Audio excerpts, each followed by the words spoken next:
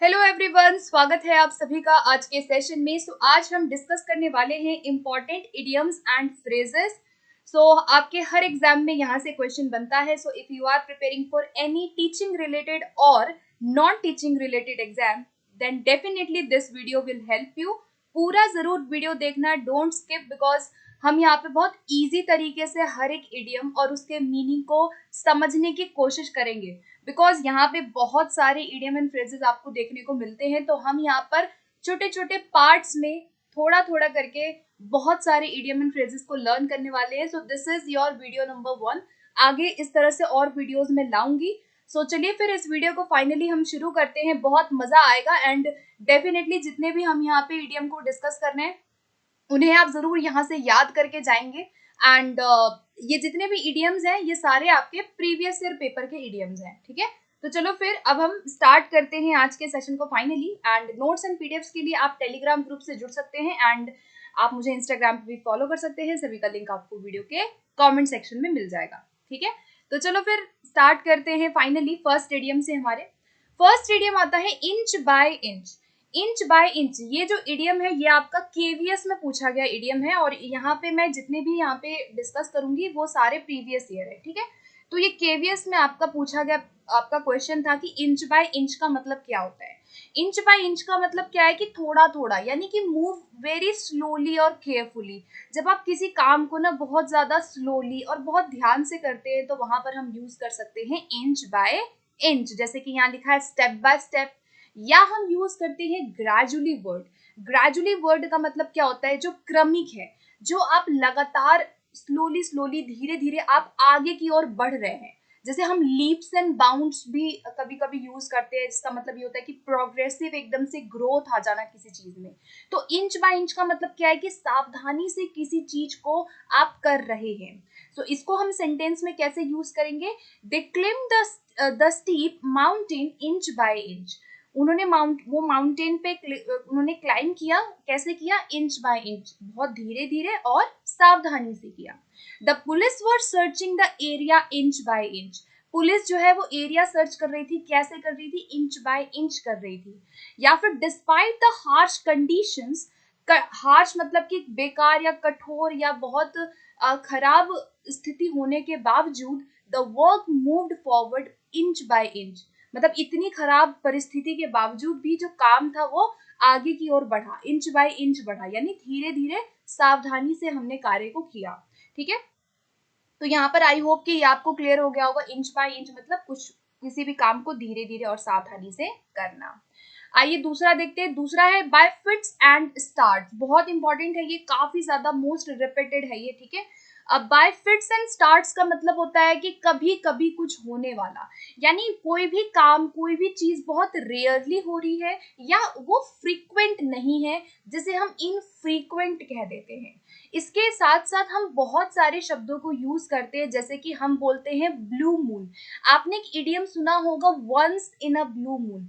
तो once in a blue moon का मतलब भी यही होता है कि कभी कभी होने वाला।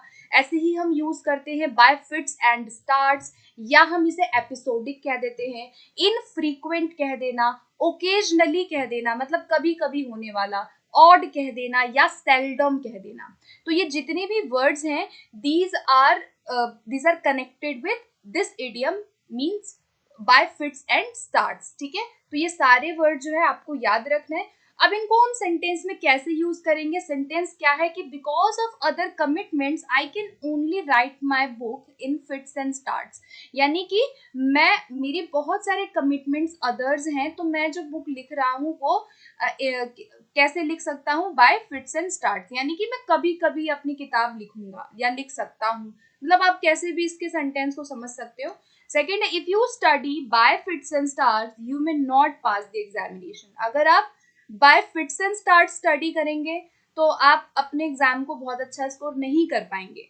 तो बाय फिट्स एंड स्टार्ट का मतलब कि अगर आप कभी कभी स्टडी करोगे तो definitely you will not get anything from it, ठीक है। तो यहाँ पे यही है कि बाय फिट्स एंड स्टार्ट्स का मतलब कभी कभी होने वाला, बहुत रेयर कोई चीज होना, रेगुलर ना होना, ठीक है। आगे बढ़ते हैं थर्ड पे। तीसरा हमारा आता है हेड और टेल। क्या है, हेड और टेल। अब हेड और टेल का मतलब क्या होता है कि यहाँ पर हेड टेल आपको पता है वो कॉइन सिक्का उछालते हैं, जैसे कि आप पिक्चर देख सकते हो। तो इसका मतलब होता है कि to not be able to understand और कॉम्प्रीहेंड समथिंग एट ऑल। आप किसी चीज को समझ नहीं पा रहे हैं, आपको वो चीज बहुत अच्छे से समझ नहीं आ रही है, तो हम वहां यूज करते हैं हेड और टेल। मतलब हेड है या टेल है आपको नहीं पता चल रहा, तो इसे हम इनकॉम्प्रिहेंसिबल कह सकते हैं। मतलब आप कॉम्प्रीहेंड नहीं कर पा रहे हो, आप समझ नहीं पा रहे हो किसी चीज को। ब्लफिंग कह सकते हैं। ब्लफिंग का मतलब होता है कि not able to understand anything या समथिंग, आप उस चीज को बहुत अच्छे से नहीं समझ पा रहे हो। या इनडेसिफरेबल भी इसे हम कहते हैं। ये तीनों वर्ड जो है इसके सिनोनिम्स है हेड और टेल से रिलेटेड। तो इस तरह से आप इनको याद रख सकते हैं, आप पिक्चर्स के थ्रू याद रख सकते हैं, आप शब्दों के थ्रू इनको याद रख सकते हैं इडियम को। तो हेड और टेल का मतलब आपको समझ आ गया, कोई चीज समझ नहीं आ रही है। जैसे यहाँ लिखा है after spending hours working with the new piece of software I still could not make heads और टेल्स आउट ऑफ इट। अब इस सेंटेंस में हमने क्या यूज किया कि I could not make heads और टेल्स। हेड्स और टेल्स का मतलब है कि इतने सारे घंटे मैंने नए सॉफ्टवेयर पे लगाया, लेकिन फिर भी मैं उस सॉफ्टवेयर को नहीं समझ पाई। तो ये क्या है, हेड और टेल, मतलब आप समझ नहीं पाए हैं।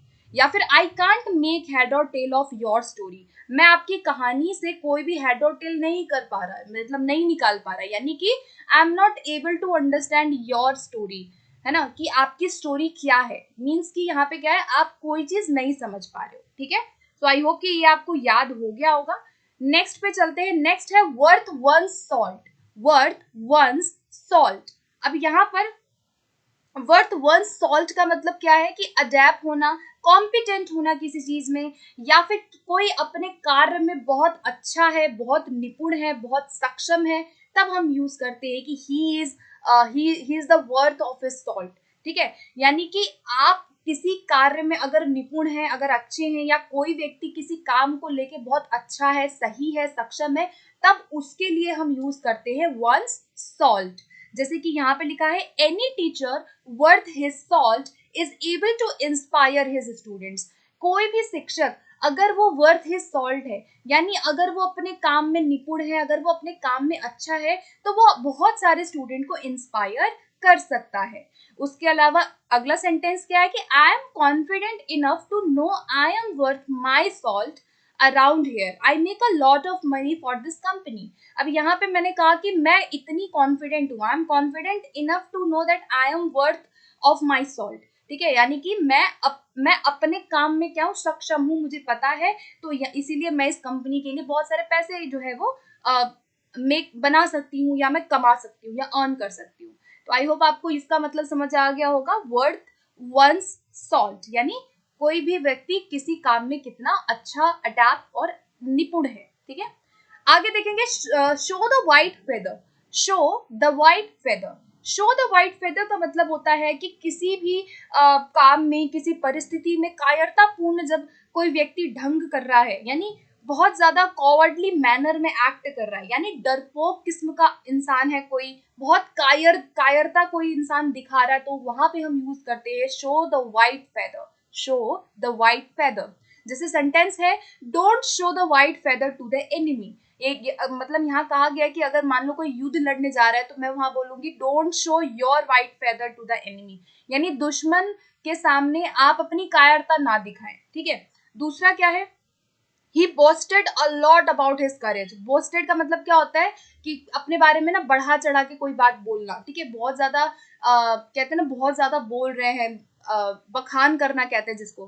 तो यहाँ पे कि he boasted a lot about his courage, उसने अपने करेज के बारे में, उसने अपने धैर्य के बारे में, और जो उसका साहस है उसके बारे में उसने बहुत कुछ बोला, बहुत कुछ बखान किया। But when danger came he showed the white feather. लेकिन जब सच में कोई ऐसी मुश्किल परिस्थिति आई, तो उसने क्या कर दिया, he showed his white feather. तो यानी कि उसने कैसे व्यवहार किया, कायरतापूर्ण व्यवहार किया। ठीक है, आगे बढ़ेंगे। नेक्स्ट देखेंगे wipe the slate clean.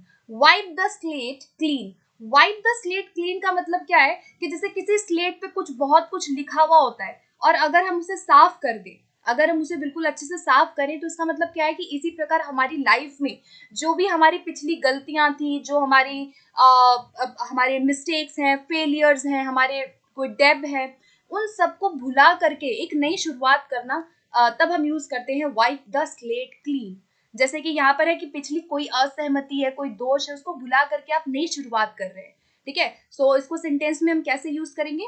These companies pay huge amount of money to wipe the slate clean after they are caught doing something immoral or illegal। अब इस सेंटेंस से आपको इस इडियम का मीनिंग और अच्छे से समझ में आएगा। यहाँ पे बोला गया कि कंपनी ने बहुत ज्यादा पैसा दिया, किस पे दिया? To wipe the slate clean, मतलब अपनी दोषों, अपनी फेलियर को, अपने मिस्टेक को हटाने के लिए, दूर करने के लिए, नई शुरुआत करने के लिए कंपनी ने बहुत सारा पैसा दिया। तो यहाँ पे हम यूज करते हैं वाइप द स्लेट क्लीन, ठीक है। आई होप आपको क्लियर हो गया होगा। आगे बढ़ते हैं। आगे है left no stone unturned. Next क्या है कि लेफ्ट नो स्टोन अनटर्न्ड, यानी कि कुछ हासिल करने के लिए जब आप हर एक संभव प्रयास करते हैं तो वहां हम यूज करते हैं लेफ्ट नो स्टोन अनटर्न्ड। आपने किसी भी स्टोन को अनटर्न्ड नहीं छोड़ा है, आपने हर एक अपना प्रयास उस चीज में लगा दिया है। तो इसको कैसे हम यूज कर सकते हैं in sentence? In a difficult weeks ahead we will leave no stone unturned in our search for a peaceful solution of the crisis. मतलब हमने कोई भी स्टोन अनटर्न्ड नहीं छोड़ा, यानी आपने कोई भी जो आपका एक मेथड था, जो आपका तरीका था, आपने उसको दूर नहीं किया, आपने हर एक अपनाया अपना तरीका किसी काम को करने के लिए। जैसे the researcher left no stone unturned in her search for the original documents, यानी एक रिसर्चर कोई रिसर्च कर रहा है, उसने अपने डॉक्यूमेंट को करने के लिए कोई भी स्टोन अनटर्न्ड नहीं छोड़ा, यानी हर एक संभव प्रयास करना किसी कार्य को करने के लिए, ठीक है। तो आई होप ये क्लियर हो गया होगा। नेक्स्ट है हमारा put two and two together. अब put two and two together का मतलब क्या है कि दो और दो को साथ में रखना। दो और दो को साथ में रखने का मतलब ये है कि आप किसी चीज पे ना अपना अनुमान लगा रहे हैं, आप कोई लॉजिक लगा रहे हैं, आप कोई, आपके सामने कोई एविडेंस है ना, तो आप उससे कोई चीज फाइंड आउट कर रहे हो, वहां हम यूज करते हैं to put two and two together. जैसे I think he put two and two together and realised that John had been stealing from him this whole time. अब यहाँ पे सेंटेंस में क्या है कि उसने क्या किया, उसने क्या किया? टू एंड टू टुगेदर सोचा, ठीक है। He putted two and two together, मतलब उसने अपना पूरा लॉजिक लगाया कि अच्छा यही है जो चोरी कर रहा है, ठीक है। या फिर you were not at home so I put two and two together and went back to your office to find you. आप घर पे नहीं थे तो मैंने क्या किया? So I put two and two together, यानी मैंने अनुमान लगाया, मैंने डिटरमाइन किया, मैंने कोई चीज अनुमान लगाया, इन्फर किया, और मैंने कोई गेस किया कि अच्छा ये होगा। तो यहाँ पर क्या समझ में आया कि put two and two together का मतलब है कि आप कोई चीज अनुमान लगा रहे हैं किसी चीज को, आप लॉजिक लगाना किसी चीज में, या आप कोई चीज फाइंड आउट कर रहे हैं, ठीक है। वहां पे हम यूज करते हैं to put two and two together. आगे बढ़ेंगे नेक्स्ट पे। ओके, सो हमारा नेक्स्ट इडियम आता है loaves and fishes. Loaves and fishes. Loaves and fishes का मतलब क्या होता है कि कोई भी भौतिक लाभ, कोई मटेरियलिस्टिक गेन, कोई मटेरियलिस्टिक बेनिफिट अगर कोई व्यक्ति कर रहा है, वहां हम यूज करते हैं लोव्स एंड फिशेस। जैसे now a day everybody is interested only in the loaves and fishes of their jobs. यानी आजकल के टाइम पे आप देखोगे कि हर कोई केवल किस चीज में इंटरेस्टेड है? Only in the loaves and fishes, यानी हर व्यक्ति लोव्स एंड फिशेस में इंटरेस्टेड आज है। जैसे कि भौतिक लाभ, धन संपत्ति, बेनिफिट, सिर्फ मटेरियलिस्टिक लाभ को पाना चाहता है हर व्यक्ति आज के टाइम पे। तो वहां हम यूज करते हैं लोव्स एंड फिशेस, ठीक है। तो ये आपको याद रखना है। नेक्स्ट पे चलते हैं। नेक्स्ट है लेट स्लीपिंग डॉग्स लाई। लेट स्लीपिंग डॉग्स लाई। अब लेट स्लीपिंग डॉग्स लाई का मतलब होता है कि आप किसी ऐसे प्रॉब्लम को पूरी तरीके से इग्नोर करते हैं जिसमें आपको लगता है कि अगर आप उसको डील करेंगे तो आपके लिए सिचुएशन और डिफिकल्ट हो जाएगी।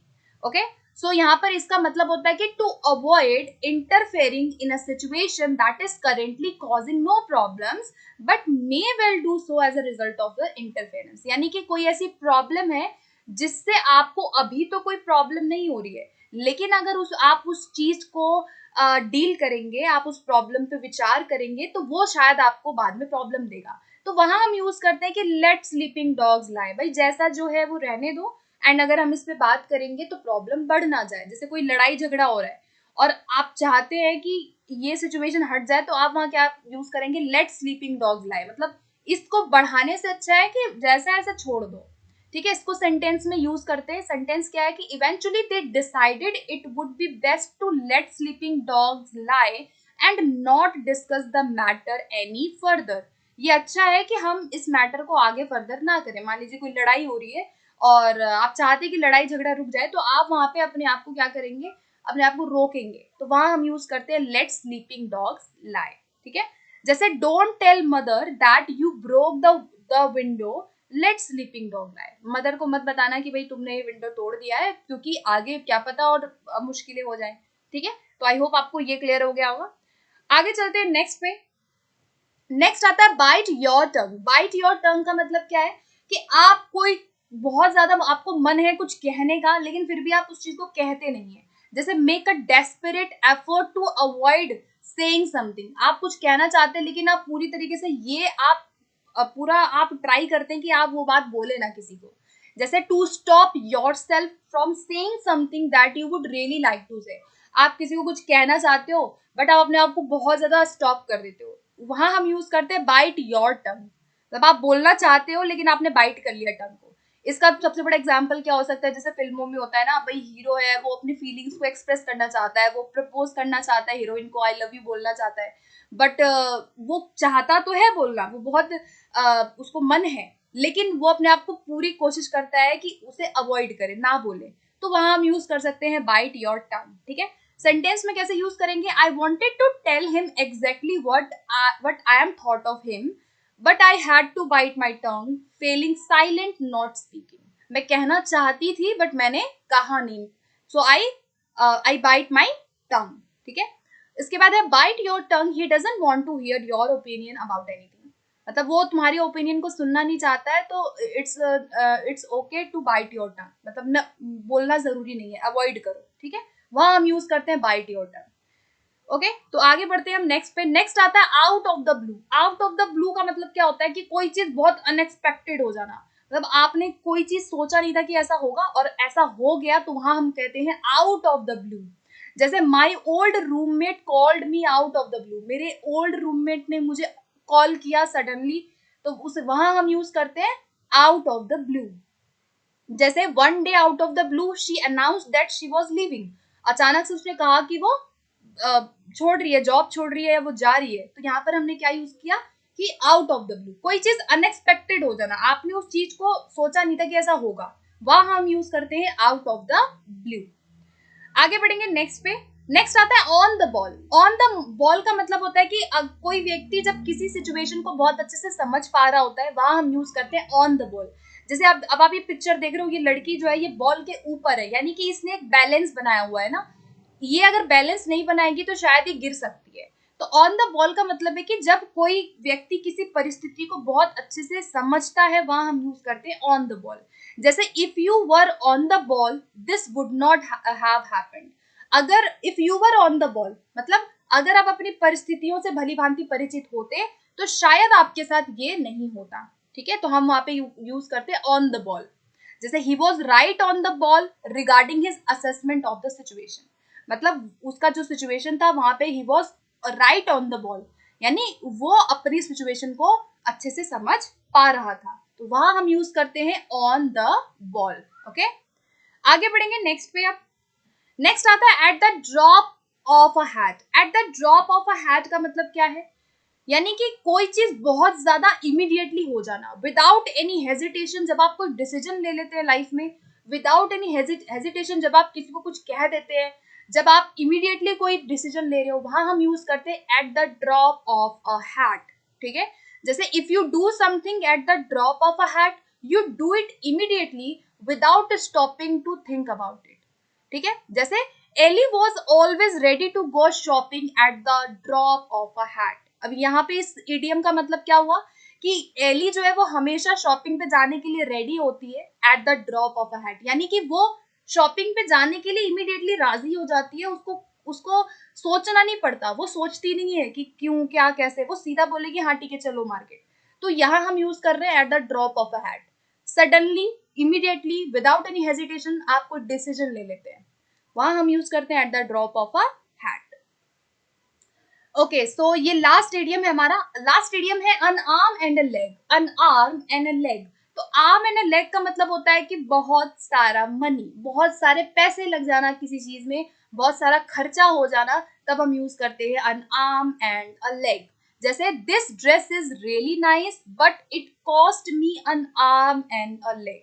ये ड्रेस बहुत सुंदर है, लेकिन ये इसका जो कॉस्ट है वो क्या है, it cost me an arm and a leg. यानी ये बहुत महंगी है। कहने का मतलब क्या है कि बहुत सारा पैसा इस ड्रेस में मैंने लगाया है खरीदने के लिए।